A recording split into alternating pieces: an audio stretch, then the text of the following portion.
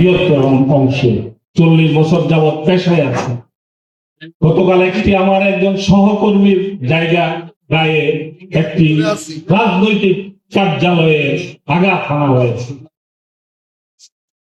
এমন একটি দলের কার্যালয়ে আঘাত হানা হয়েছে যেই দলের প্রতিষ্ঠাতা বাংলাদেশের সংবাদপত্রের সংবাদ মাধ্যমের স্বাধীনতাকে অবারিত করেছিলেন, যার আমলে মাত্র 4টি সরকারের লিফলেট ছিল, সেখান থেকে তিনি হাজারো পত্রিকার পক্ষে উন্মুক্ত করেছিলেন।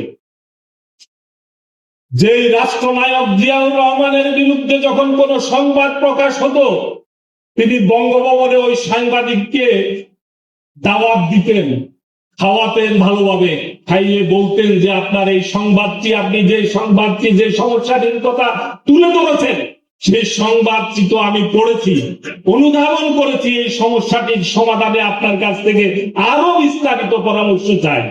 এইভাবে তিনি সাংবাদিকদের মূল্যায়ন করেছিলেন, সংবাদ মাধ্যমকে মূল্যায়ন করেছিলেন।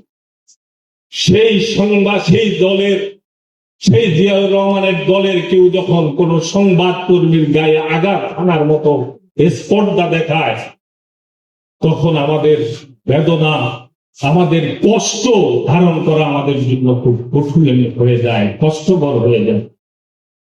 এখানে আজকে যেসব সুধীবৃন্দ আছেন, আমি কথা দীর্ঘ করবো না, শুধু এটুকু বলবো, বাংলাদেশে যদি সংবাদ মাধ্যমকে স্বাধীনতার যে পতাকা মাহমুদুর রহমান আমার দেশের মাধ্যমে উর্ধে তুলে রেখেছেন, সেটাকে যদি আপনারা পাশে দাঁড়িয়ে যদি এই স্বাধীনতা রক্ষা না করেন, এই বলিষ্ঠ সাংবাদিকতার পাশে যদি আপনারা না দাঁড়ান, তাহলে আবারও বিভিন্ন রূপে, কোন নামে আসবে আমরা জানি না, কিন্তু ফেসিবাদ আমাদেরকে আবারও চেপে ধরবে।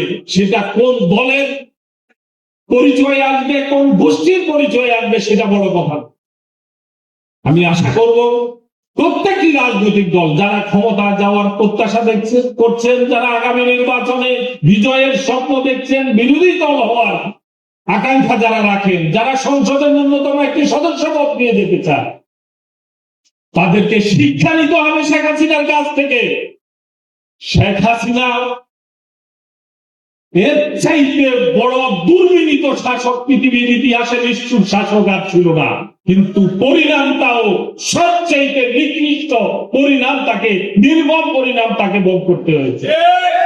আগামীতেও যদি কেউ শেখ হাসিনাকে অতিক্রম করতে চান, তাহলে তাদের পরিণাম সম্পর্কেও তারা নিশ্চয়ই সজাগ থাকবে। আজকে যে আয়োজন আমাদের এই শহীদ এবং জুলাই যোদ্ধাদের জন্য আমার দেশ পরিবার, বিশেষ করে পাঠক মেলার যারা এখানে নেতৃবৃন্দ করেছেন, আমাদেরকে এই জুলাই যদি আমরা ধারণে ব্যর্থ হয়ে এক মুহূর্তের জন্য যদি বিচ্যুত হই, তাহলে আমাদের আবার সেই ফেসিবাদের অন্ধকার গহ্বরে যাওয়ার জন্য মানসিক প্রস্তুতিটা একই সঙ্গে নিতে হবে।